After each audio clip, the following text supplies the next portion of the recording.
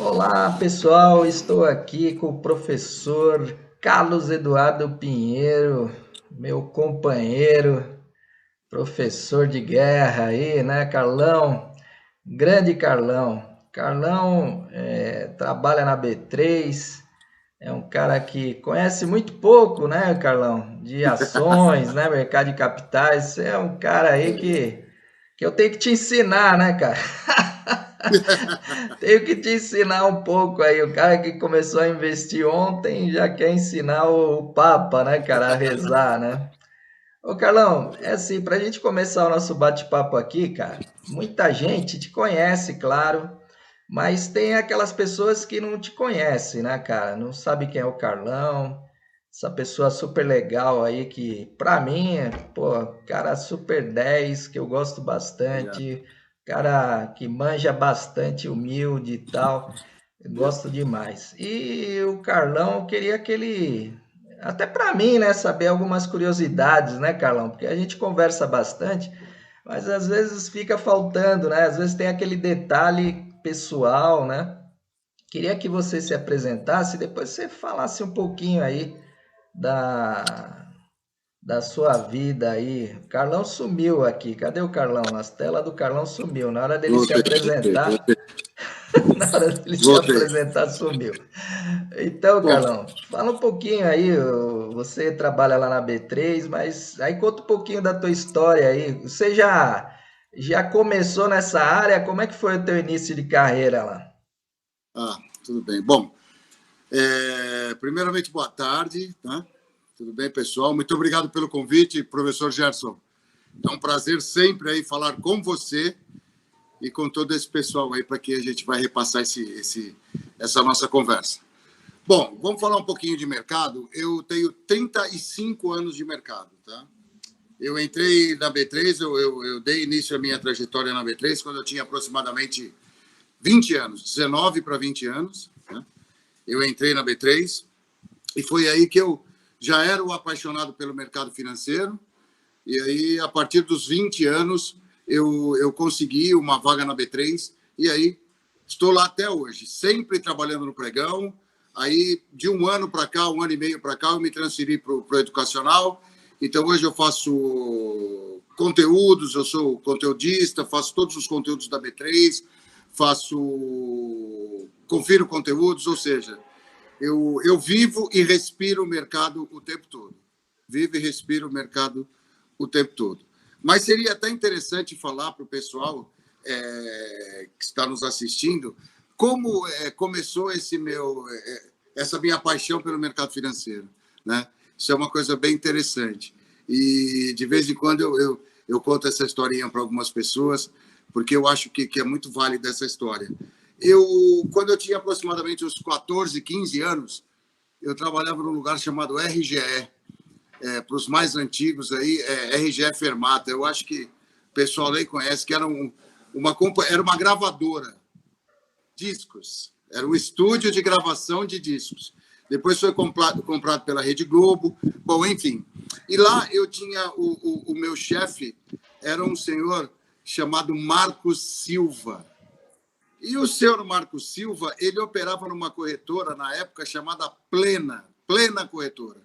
Como eu era office boy pessoal dele, então eu ia levar todos os aportes dele, todos os investimentos dele, porque naquela época não tinha internet, não tinha esse negócio de transferência, então a gente tinha que pegar o dinheiro ou o cheque da pessoa e levar até a corretora. Então foi numa dessas vezes que eu fui até a corretora Plena e aí tive a oportunidade de entrar dentro da corretora, né? E aí eu achei muito legal todo aquele ambiente, e aí perguntei algumas coisas para a recepcionista, porque a gente não tinha acesso a essas pessoas na época. E aí eu falei, pô, esse é um lugar que eu gostaria muito de trabalhar. Depois de alguns anos, 3 ou 4 anos, surgiu uma oportunidade na B3, naquela época era Bolsa de Valores de São Paulo ainda. E aí eu consegui entrar e permaneço lá até hoje já. E já somos 35 anos de carreira no mercado financeiro. Pô, Carlão, que legal. E assim, muita gente estranha, né? Quando você fala assim, pô, eu comecei a trabalhar com 15 anos, né? Eu comecei a trabalhar com 14 também. Só que É, hoje a gente não ia conseguir trabalhar, né, Carlão? Hoje é proibido, né? O cara começar a trabalhar, quer dizer, é fogo isso aí, né? A coisa, em vez de evoluir, né? Porque hoje a molecada, ela tem uma evolução maior que a nossa na época, né? A gente era meio bobão naquela época, né? é Agora esse verdade, é pessoal já tem verdade. acesso à informação, tem acesso a um monte de coisa e não pode trabalhar com 14, 15 anos. Nem por isso, né, Carlão, que você tem problemas, nem eu, né, cara? A gente, graças a Deus, mas hoje é aquele negócio, a pessoa fala, trabalha com 15 anos, já, pô, tá explorando e tal. Poxa, mas que nem você contou, né? Com 15 anos, você se motivou, né? Foi a motivação para você ir para onde você gostaria de trabalhar, né? A escolha profissional, quer dizer, muito legal isso, né? Carlão, aí é aquele negócio, né, cara? Você contou aí que você entrou na B3, né? Mas aí como é que você conseguiu? Porque hoje o nosso aluno, né, a grande dificuldade dele é o quê? É como conseguir isso, né? Se ele vai falar com a pessoa, se ele precisa conhecer alguém. E hoje tem um monte de formas, né, de criar relacionamento. Como é que você vê isso? Como é que você coloca para aquele aluno que de repente também quer conseguir uma vaga onde ele gostaria de trabalhar? E qual seria a dica que você daria hoje aí? Porque aquela dica que você vai dar de 30 anos atrás já não vale para hoje, né? Aquilo de entregar currículo na porta da empresa hoje é impossível, né? Então, como é que você daria uma dica aí para esses alunos que de repente gostariam de estar entrando aí no mercado? Ah, tá. Bom, para responder essa sua pergunta, Gerson, professor, eu quero dar 2 passinhos para trás, só para a gente posicionar essa meninada aí que está querendo agora entrar no mercado. Naquela época, eu também comecei como você, e a gente deve ter mais ou menos a mesma idade, Gerson. Não, você é muito mais Naquela velho, época, Carlão, nós sai para tínhamos. lá. Você é muito mais velho. Naquela época, a gente tinha. Havia uma coisa que hoje não existe, que é uma coisa chamada oportunidade. Então, naquela época, e você bem lembra disso, a gente conseguia sair de um emprego e depois de 2 dias estar trabalhando em outro emprego.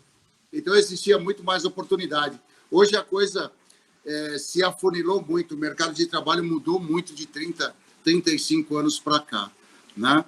Então, qual é a dica que eu passo agora para os alunos, para o pessoal que está assistindo, e que são jovens, óbvio, que estão entrando agora para desbravar o mercado de trabalho? Primeira dica, não desistir nunca. Temos que estudar, temos que nos preparar, porque com certeza essa oportunidade vai surgir. E essa oportunidade surgindo, nós temos que. A gente tem que estar o melhor preparado possível. Né? Porque na nossa época, na minha época, pelo menos, nós tínhamos diversas oportunidades de trabalho. Diversas oportunidades de trabalho. Era muito difícil uma pessoa ficar desempregada por um período longo de tempo. Hoje em dia, a configuração é um pouco diferente. Então, a gente tem que estar muito bem preparado. Tá? Isso não só no mercado. Qualquer setor que você for vender a sua mão de obra.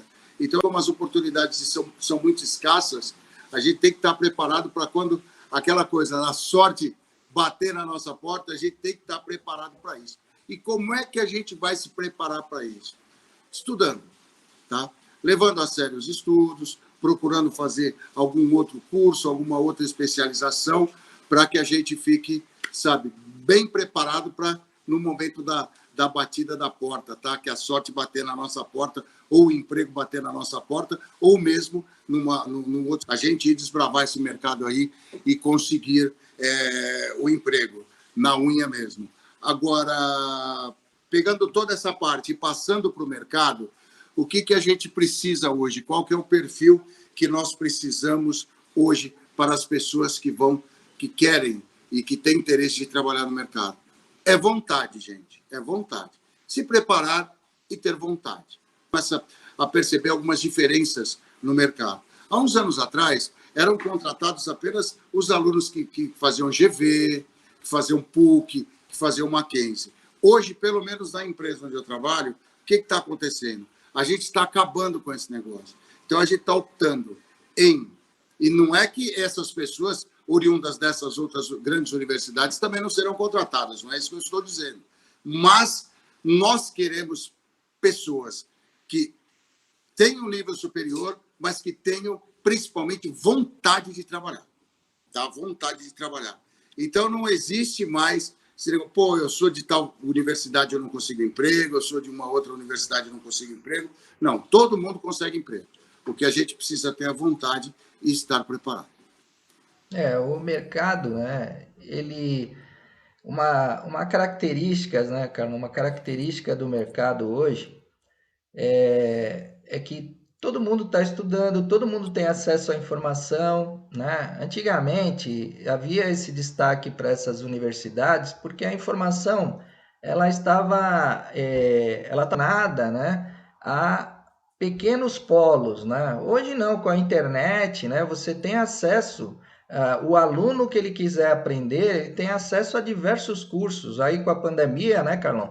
Com a Sim. pandemia, vários cursos gratuitos que antigamente o aluno tinha que dispor uma grana pesada, né, para acessar. E hoje ele tem acesso, quer dizer, a vontade, que nem você destacou, né? A vontade que o aluno tenha para aprender, para ele batalhar um emprego, é isso que está sendo valorizado. Inclusive nas entrevistas, né? Quando eles perguntam o que o aluno, o que a pessoa, né, o candidato, ele pretende daqui a 5 anos, 10 anos, ele quer escutar que o aluno, a pessoa, né, o candidato, ele é comprometido no estudo, que quer crescer profissionalmente, quer ajudar a empresa a crescer junto, quer dizer, é esse discurso. Porque as pessoas acham que só estudando já resolveu o problema. Não, e outra, a gente também não pode falar que só fez uma graduação e acabou. A gente tem que se especializar, tem vários cursos hoje, né? Que nós precisamos acompanhar o mercado, novas ferramentas lançadas, né? E que essas pessoas são cobradas por isso, né? Bom, Carlão, falamos aí do profissional, né? De como ingressar nessa área, mas eu queria fazer algumas perguntinhas, né? Como eu sou investidor e eu sei que tem muitas pessoas que gostariam, né? De investir na bolsa de valores, tal. E ainda mais agora que a renda fixa está muito ruim, né? Poupança virou um nome terrível, né? Poupança. O cara que investe em poupança, realmente hoje ele se apavora com o rendimento que ele recebe, que é nada, né? Rendimento que a gente pode dizer que a pessoa está perdendo dinheiro, deixando dinheiro na poupança na realidade. E aí eu te pergunto, Carlão, que dicas, né? O que seria aí os primeiros passos para a pessoa começar a entrar nesse mercado de ações? Porque é aquilo, né, Carlão? É risco, né? Quando a gente fala em renda variável, não tem como a gente escapar do risco, porque tem muita gente que se acomoda, poupança, tal, quer dizer, não ganha, né? A pessoa fala que não está perdendo, mas está perdendo na desvalorização, concorda, Carlão? Porque o dinheiro na poupança vai se desvalorizando, a pessoa vai perdendo. Então, ali seria a renda fixa hoje que está desvalorizando. E ao passo que a renda variável sempre vai ter aquele risco. O que você passaria de dica, Carlão, para aquela pessoa que está querendo ingressar? Quais seriam os primeiros passos? Que muita gente não sabe nem como entrar, né? Falar, tem que abrir conta na corretora, aí o cara fica pensando, mas e o meu dinheiro, como é que eu mando para a corretora? A corretora cobra muito caro, será que tem coisa gratuita? Eu acho que essa visão aí você podia passar um pouquinho para a gente. Ok. Bom, eu vou dividir essa sua pergunta em duas respostas. Primeiro, nós vamos falar um pouquinho da renda fixa. Hoje, a renda fixa, e renda fixa hoje eu incluo todos os produtos de renda fixa bancária, renda fixa do Tesouro Nacional, que é o TD, tá? E a renda fixa, que é a poupança também é uma renda fixa.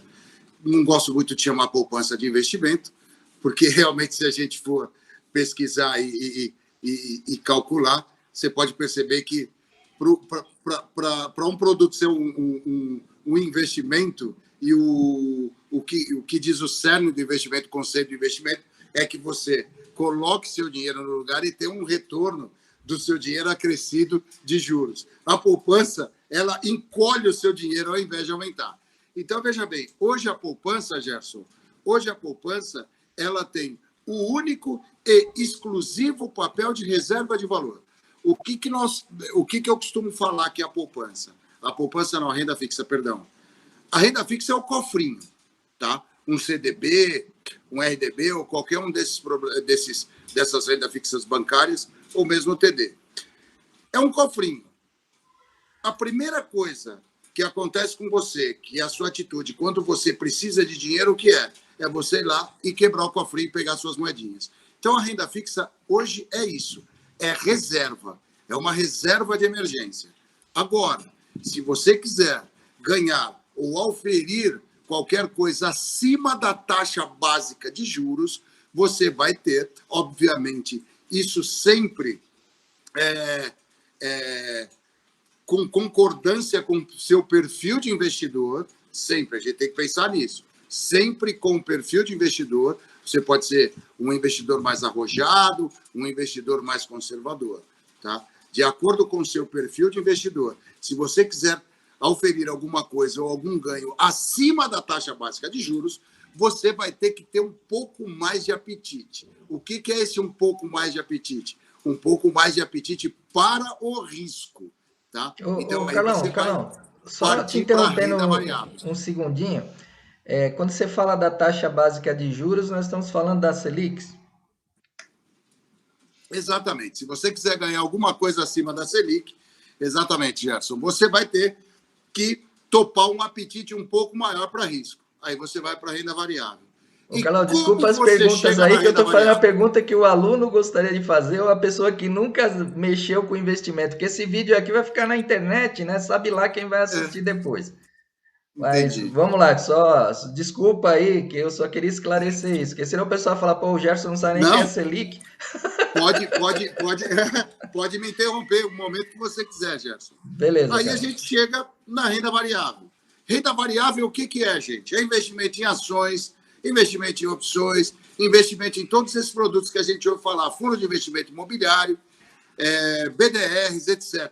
Isso tudo é renda variável. E o conceito de renda variável, o que é? É um investimento que você faz e não sabe, e você não consegue quantificar o retorno, tá? E nem se esse investimento vai ter um retorno.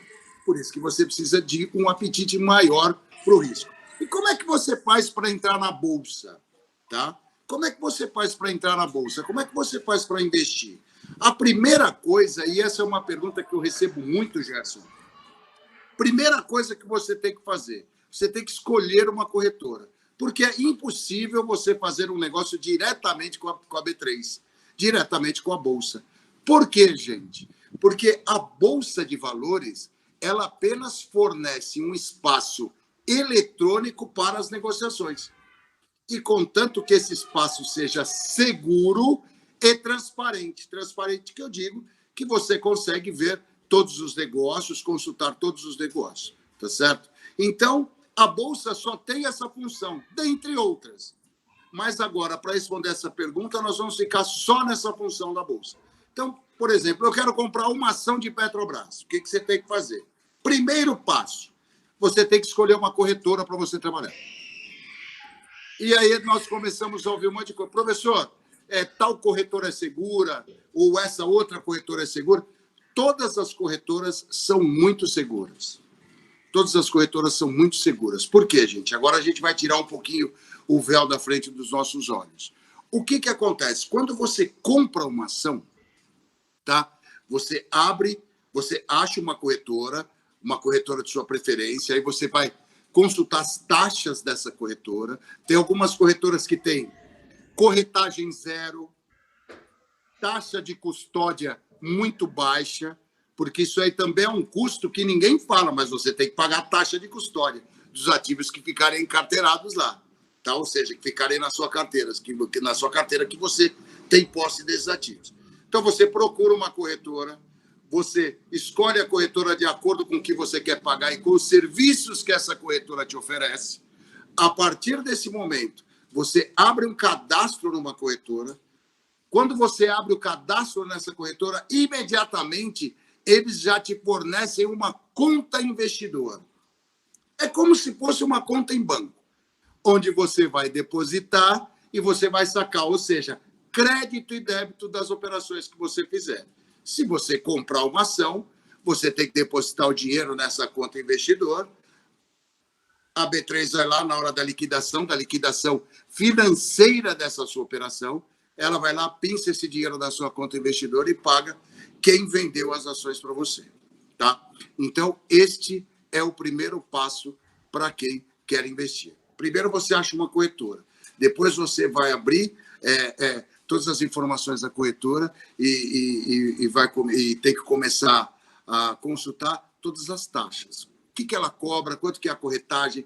A corretagem é por operação, é por valor, é corretagem zero, porque a corretagem é uma taxa que a corretora cobra. Segundo passo, vamos ver a taxa de custódia. Quanto que essa corretora cobra de taxa de custódia, quanto que ela não cobra. Então, aí a gente faz toda essa trilha de informações, isso tudo antes de você comprar a primeira ação. Então, é tudo muito seguro, esse sistema é muito seguro, é muito seguro. Se a corretora quebrar, porque muitos alunos me perguntam isso, viu, Gerson? Professor, eu tenho ações, comprei lá 1.000 ações de Petrobras, gastei um dinheirão, e se a corretora quebrar? Se a corretora quebrar, não acontece nada com você, com o investidor, absolutamente nada, porque essas ações estão custodiadas no seu CPF e no seu RG, tá certo? É só você achar uma outra corretora, abrir um novo cadastro, tá? E fazer a transferência de custódia para essa corretora. Então, é tudo muito seguro, tá? Então, não existe nenhum tipo de insegurança, pelo menos financeira, nesse trâmite de corretora. Essa então, esse é o portabilidade, primeiro passo. Carlão, pode ser feita a qualquer momento, né, Carlão? Essa portabilidade entre Essa corretoras. portabilidade é a qualquer momento. Você abre um cadastro numa corretora, se você não está feliz com essa corretora por qualquer motivo, você pode fazer a portabilidade para outra corretora, não existe problema nenhum quanto a isso. Isso é legal, né? Isso é legal para as pessoas saberem, né? Porque tem muita gente que às vezes, aquela corretora não cobra taxa e eu tô com uma que cobra. Aí você pode fazer a portabilidade, né? Sem problemas, né? Sem problema nenhum. Ô Carlão, e a pessoa que você recomenda assim que o cara vá com o apetite toda logo no início ou ele comece a testar, faça uma brincadeira lá, pega lá os R$ 100 dele lá e compra ações avulsas, né, por exemplo, não os lotes de 100. Queria que você explicasse um pouquinho essa parte, porque tem muita gente que tem dúvida, né? Por que tem que ser um lote de 100? E será que eu consigo comprar avulso, ou seja, o fracionário, né? O mercado fracionário. Você podia dar um alôzinho sobre esse assunto aí? Claro. Bom, quanto ao risco, vamos falar primeiro sobre o risco. Não é aconselhável que você faça uma operação em bolsa ou qualquer outra coisa na sua vida sem conhecer o que você está fazendo. Já começa por aí. Não existe a mínima necessidade de você assumir risco desnecessário. Então, o que acontece? Hoje, e aí eu já faço um link, hoje nós temos o Hub da B3. Tá? Então, se você entrar no Hub da B3, você vai lá, Educacional B3, nós temos trilhas de conhecimento sobre todos os assuntos de mercado. Por exemplo, olha, agora eu quero investir em ações. Aí você coloca lá, digita lá na procura, investimento em ações. Você tem todos os passos, você precisa conhecer o produto, você precisa conhecer o que você está fazendo. Quando você se sentir seguro neste sentido em relação ao conhecimento, você vai entrar no home broker da corretora, você pode simular operações no home broker da corretora. Então, você começa com simulações, tá? Nada real ainda. Você começa com simulações, você começa a entender o time do mercado. A partir desse momento que você já está habituado com o time do mercado e conhecendo o produto que você vai comprar ou você vai operar, aí sim eu aconselho começar bem pequenininho. Você começa com 100 ações, 50 ações, e aí eu já linko com essa pergunta que o Gerson fez. Poxa, eu posso comprar 100 ações, eu posso comprar 1.000 ações ou eu posso comprar uma ação. Você pode comprar a quantidade que você quiser, contanto que você preste muito atenção em duas coisas que são completamente distintas, que é uma coisa que a gente chama lote padrão e fator de cotação. Putz, agora o professor Carlos me enrolou. Porque ele trouxe um conceito que eu não conheço, mas é um conceito muito simples da gente entender. O que é fator de cotação, gente? Fator de cotação é o preço da ação, tá? O preço da ação. Primeiro você precisa saber se aquele preço que está estampado no seu home broker é o preço de uma ação ou de 1.000 ações. Então, nós temos fator de cotação unitário para uma ação e fator de cotação por 1.000, ou seja, aquele preço é por 1.000 ações. Então, isso é uma coisa que a gente precisa tomar muito cuidado. Hoje em dia, a Bolsa faz o quê? 99% das ações são fator de cotação 1, ou seja, aquele preço que você vê é o preço de uma ação. Tá certo? Então, aí eu já trouxe um conceito para vocês, um conceito novo para vocês de fator de cotação. Então, fique seguro que aquele fator de cotação é unitário. Tudo bem. Então, esse é o preço de uma ação. Ok. Isso já resolve a maioria dos meus problemas, porque é só uma multiplicação simples. Multiplicar pela quantidade. Uma outra coisa. Se você, por exemplo, for comprar Petrobras, tá? Petrobras. E você coloca lá no home broker uma oferta de uma ação de Petrobras, tá? E você deu enter no seu home broker, você não consegue comprar. Sabe por quê? Porque existe uma coisa na bolsa que se chama lote padrão, tá certo? E aí nós vemos aqui com lote de 100 ações ou com lote de uma ação. E aí já é um outro mercado, é mercado fracionário. Então, se você tem dinheiro, se você tem os seus recursos, são bastante para comprar 30 ações, então aí é uma coisa que você tem que procurar informação. E aí o código da Petrobras para a compra de 30 ações, por exemplo, é diferente do código para comprar 100 ações. De novo, você deve estar pensando, pô, era uma coisa tão simples, ele enrolou. Tá? Então vamos lá, gente. Se é uma ação de Petrobras, PETR é o código. PETR3. De 100 ações e seus múltiplos. 100, 200, 300, 400, 500 e assim por diante. Pô, professor, mas eu só tenho dinheiro para comprar 10 ações de Petrobras. Ok. Então, se você vai comprar 10 ações de Petrobras e o lote padrão de Petrobras é constituído de 100 ações, você vai comprar esse lote de 10 ações no mercado fracionário. Então, o código seria PETR3F.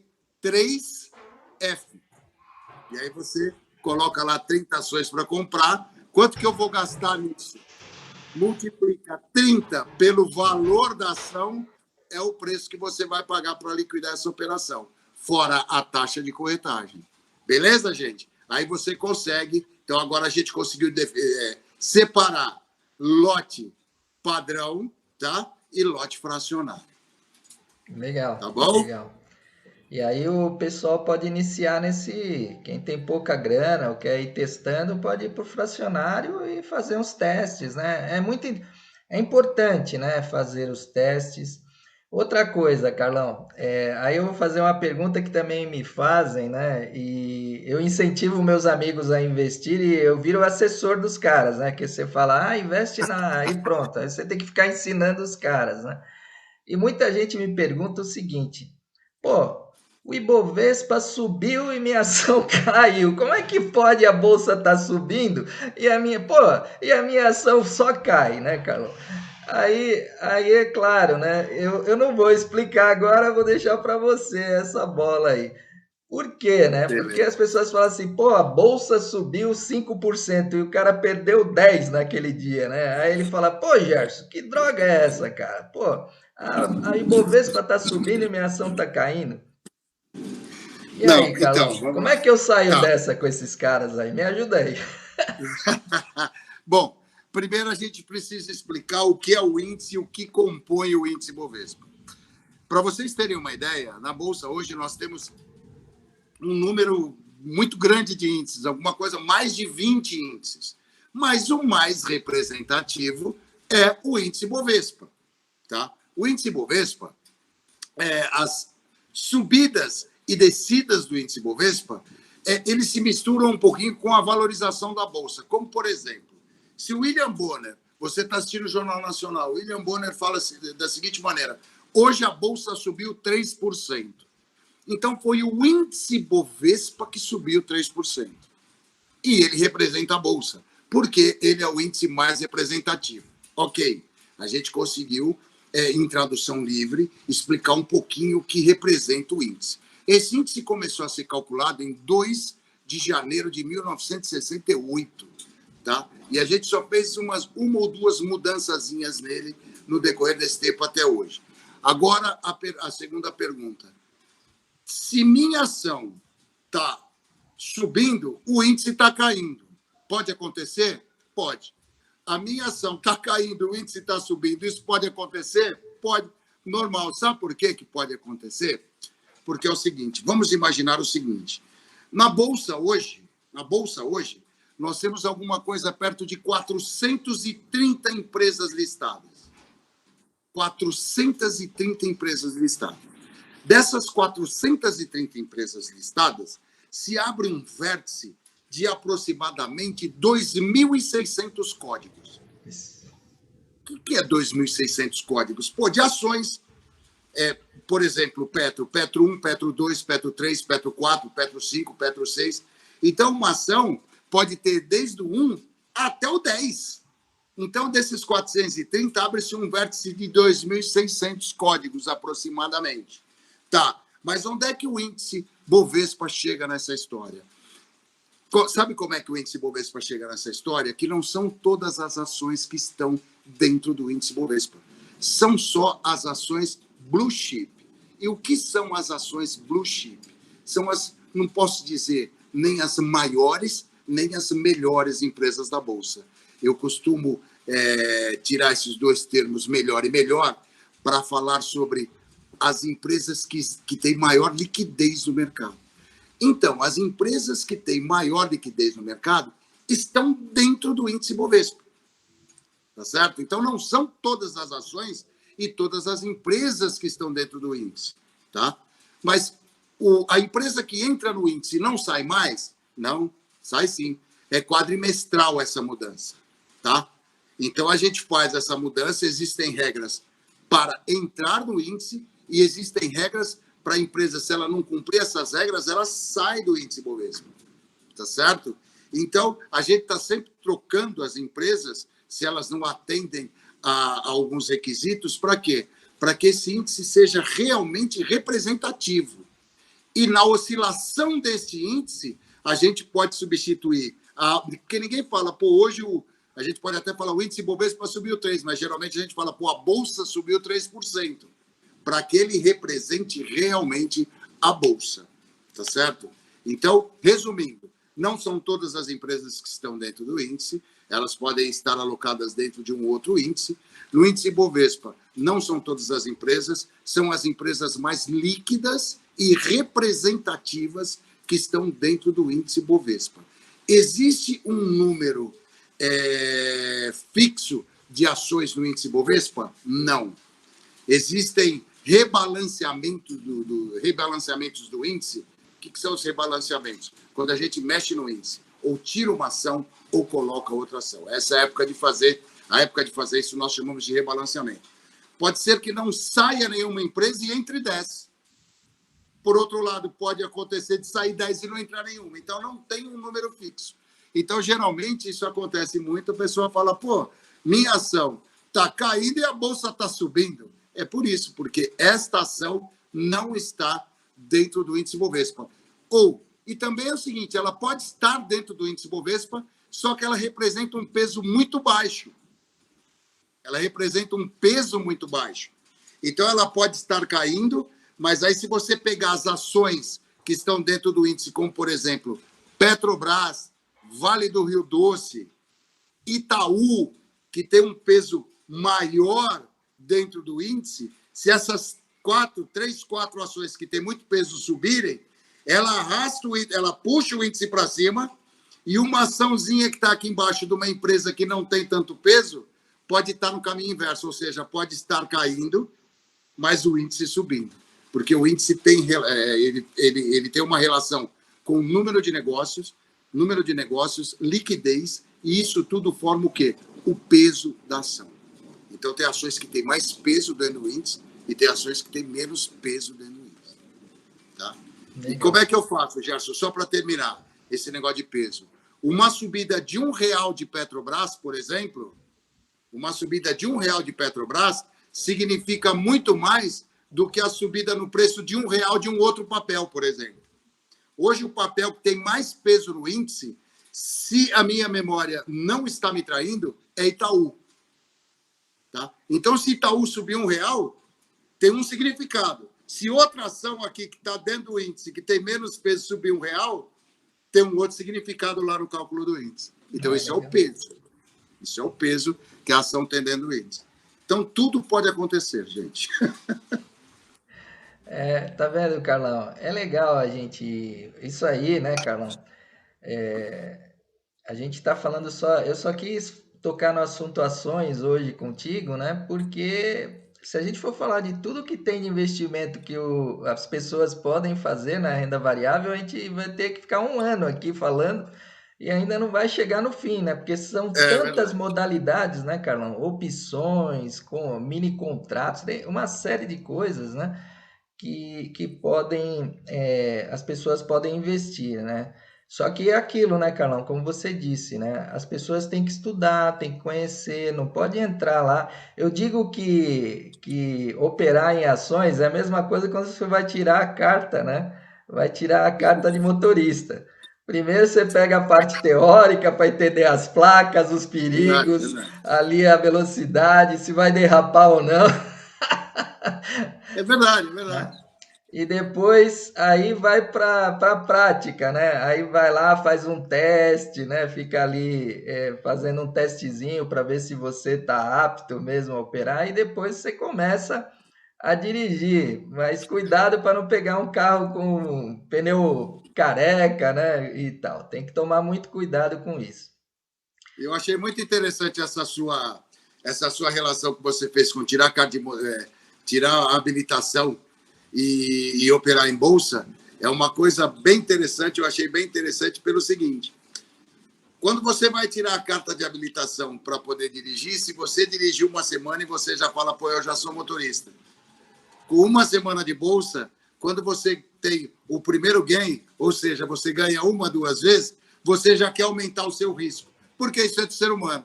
Vamos aumentar o lote, eu quero operar mais, e aí que mora o perigo, gente. Então, a gente tem que ter cabeça no lugar, porque tanto a habilitação para motorista envolve uma série de coisas e uma série de perigos. E operar em bolsa envolve dinheiro. E como vocês sabem, e todos nós sentimos na pele, dinheiro é uma coisa muito difícil de ganhar e muito fácil de perder. Então, a gente precisa ponderar muito isso aí. Exatamente, Carlão. Eu admiro o Carlão, porque a gente sempre conversa, né? Antigamente conversava até mais, né, Carlão? Porque a gente se encontrava lá na universidade, no Isso. mesmo campo e tal, no mesmo campus, e aí a gente ficava lá conversando, né? E é terrível, né? Porque o Carlão, ele é especializado em bolsa, então o assunto, o cara trabalha o dia todo na bolsa e chega à noite, vem o professor Gerson e fala de bolsa com o cara. Assim como também, né, eu sou especializado na área de tecnologia, projetos, as pessoas também têm que fazer a mesma coisa, né? E eu ligo Mas para você me ensinar umas coisas aqui que eu. Porque é aquela coisa, cada um é especialista na sua área.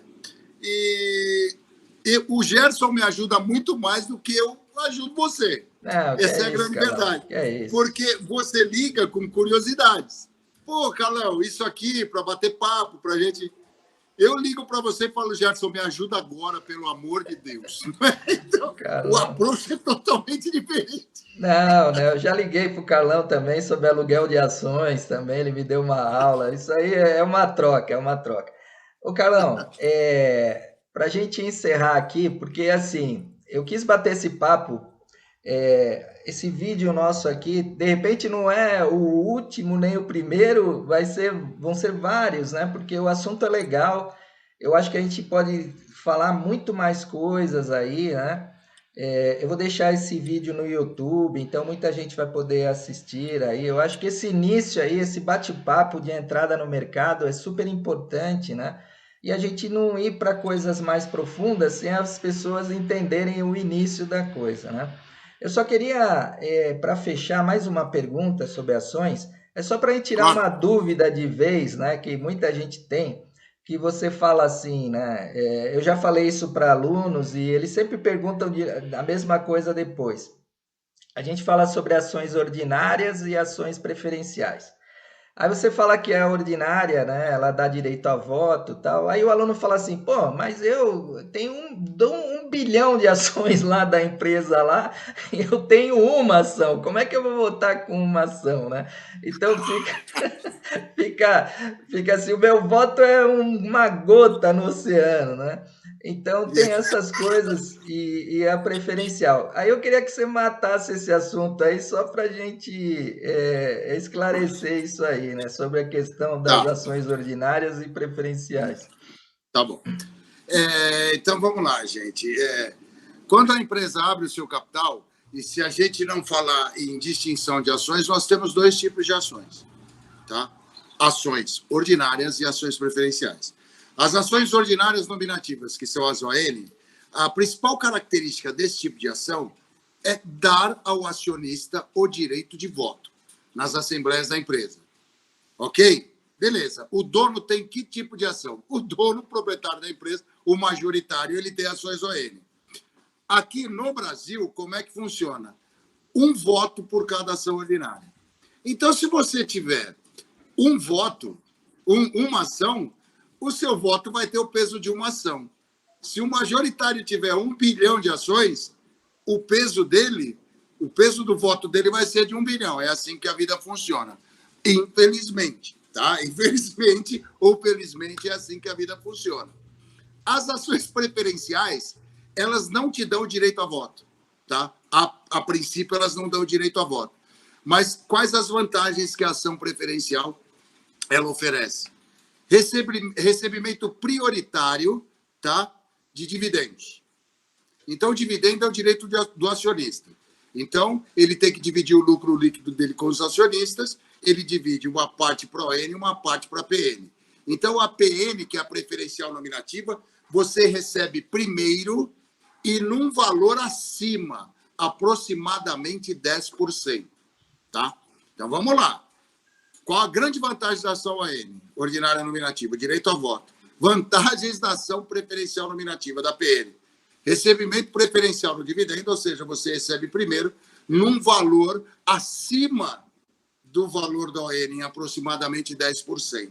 No caso de dissolução da companhia, depois de pagos os encargos sociais e o governo, se sobrar alguma coisa, é distribuído entre os acionistas preferenciais. Tá? De uns anos para cá, a ação preferencial também te dá direito a 80% de tag-along.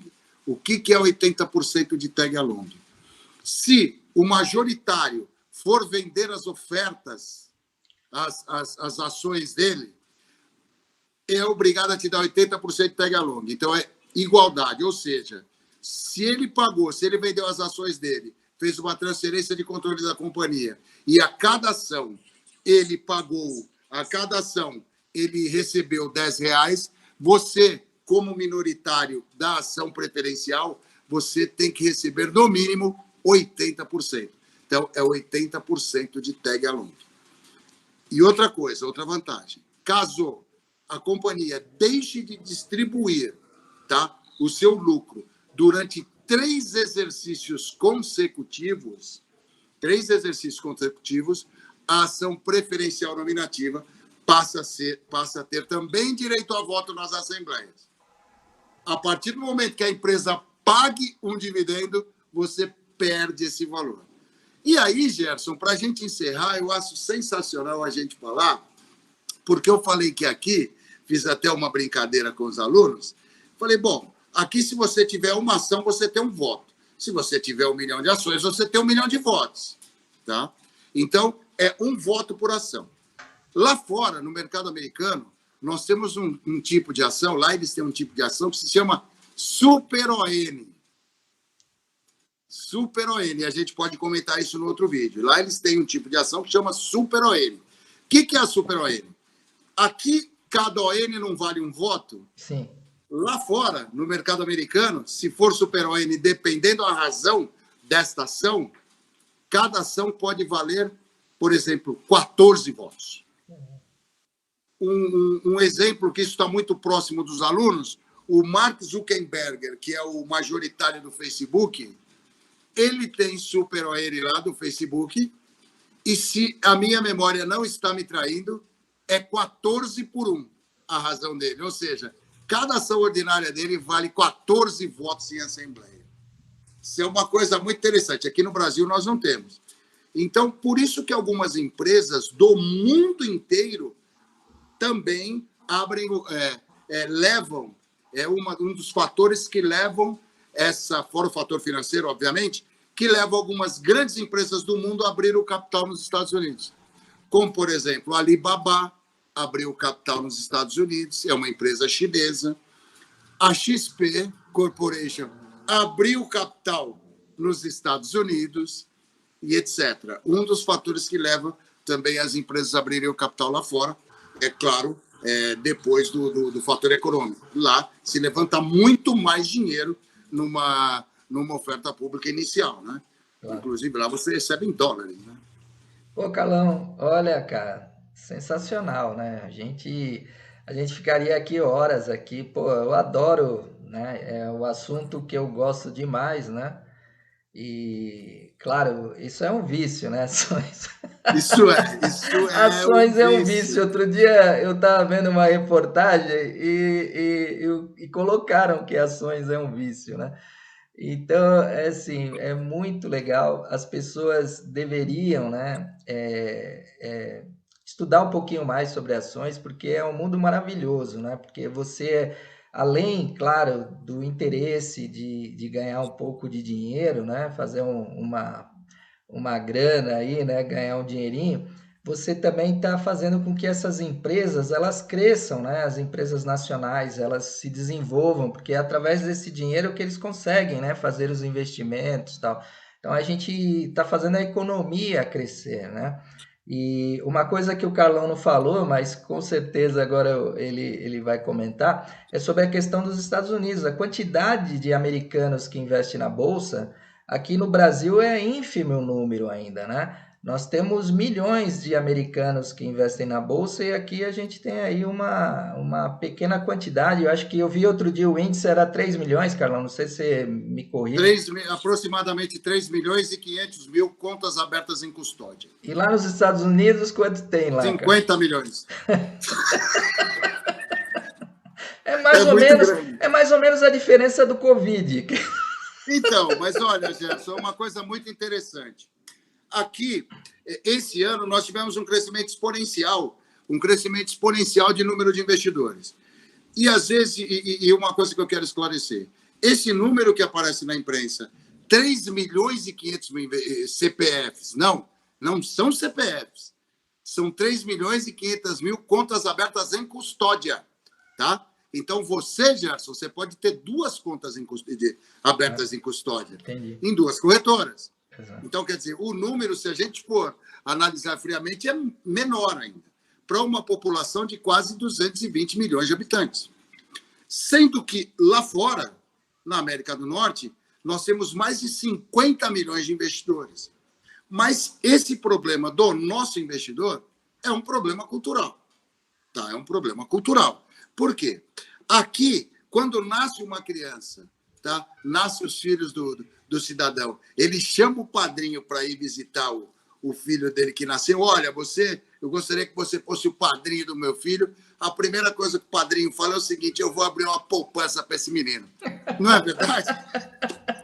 Lá fora eles montam carteira de ações. É verdade. Carteira de ações para os filhos. Vamos Então, mudar nós isso, vamos temos começar a muito dar mais... ações de presente de aniversário, ações Exatamente. de... Vamos começar a fazer isso, né? Então, lá fora, eles passam o quê? Eles montam carteira de ações. Aqui a gente abre poupança. Mas o que está acontecendo hoje no Brasil? Nós fizemos um estudo, porque entrou mais de 1,5 milhão de investidores esse ano, quase 2 milhões de investidores esse ano. E qual é o perfil desse investidor que entrou? É uma coisa que a gente precisa se aprofundar para poder entender o mercado.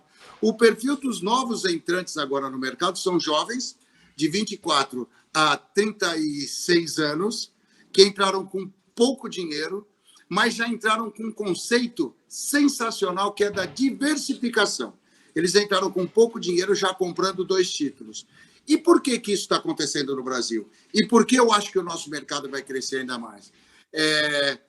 Em razão desse tipo de ação que o professor Gerson está tendo, de ter pensado, pô, vamos gravar, vamos colocar na internet, eu vou passar para os meus alunos esse tipo de bate-papo, que é a educação financeira.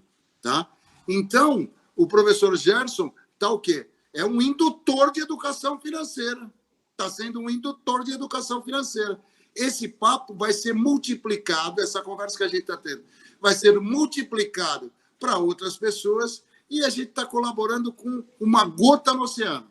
Mas está existindo a nossa colaboração. Isso é legal. Tá? Isso é legal, Carlão. Carlão, e olha... Aprendam. O conhecimento é gratuito. É gratuito. Hoje, com o acesso que a meninada tem da internet, cara, dá para a gente fazer o que quiser, cara, estudar o que a gente quiser. Estudem. Legal, Carlão. Carlão, pô, agradeço demais aí você ter atendido o meu convite e é aquilo, né? Vamos gravar mais vídeos, Com certeza. vamos falar também de outros assuntos e com certeza, cara, olha, esse bate-papo aqui vai dar uma visão muito melhor aí para muita gente, não digo só para os alunos, mas pessoas que se interessam por esse assunto, né? Hoje muita gente está buscando essas informações na internet e tudo isso que eu te perguntei são coisas que às vezes o técnico, né, aquele especialista na área, ele às vezes não toca porque para ele acredita que as pessoas já sabem, né, tal, porque para ele é tão banal aquilo, né? Mas inclusive eu gostaria de esclarecer, eu combinei com o Carlos isso, que eu ia fazer perguntas bem simples mesmo, como se eu não soubesse, né? Claro que, graças a Deus, eu sei, eu tenho dinheiro investido, tenho que saber, mas as minhas perguntas eu tive que fazer esse tipo de pergunta, que é a pergunta que a pessoa quer escutar de alguém. Eu quis ser a voz aqui de muitas pessoas, né? Que até tem vergonha de perguntar, porque acha, né, que está falando, pô, vou perguntar o que é maçã ordinária, né? E é tão banal tal. Só que muita gente não sabe, eu também não sabia, e assim é o mercado, né? A gente tem perguntar não ofende, eu acho que nós hoje temos que fazer as perguntas mesmo quando tem dúvida, porque esse é o aprendizado, né? E aproveitar as pessoas, né? Aproveitar essa facilidade que hoje nós temos, que nem hoje aí um senhor especialista, o Carlos aí, 30 anos de Bolsa de Valores, o conhecimento que tem e se dispôs, né, a passar esse conhecimento. Então, isso é impagável, né, pessoal? É impagável. Carlão, brigadão. Se você quiser dar sua despedida aí, e aí a gente encerra aqui o nosso bate-papo. Eu agradeço o convite, eu agradeço ser convidado para o início desse projeto, e não se enganem, o professor Gerson é um grande conhecedor do mercado. Um grande conhecedor do mercado, não se enganem. E outra coisa, quando esse nosso material for socializado com os alunos, eu faço até um desafio para todos vocês. Assistam esse conteúdo e façam perguntas para que a gente possa gravar outros vídeos. Tá Legal, certo? E cara. façam Boa perguntas ideia, para que a gente possa gravar outros vídeos. Tá bom? Muito obrigado. Foi um prazer estar com vocês. Valeu, Carlão. Falou!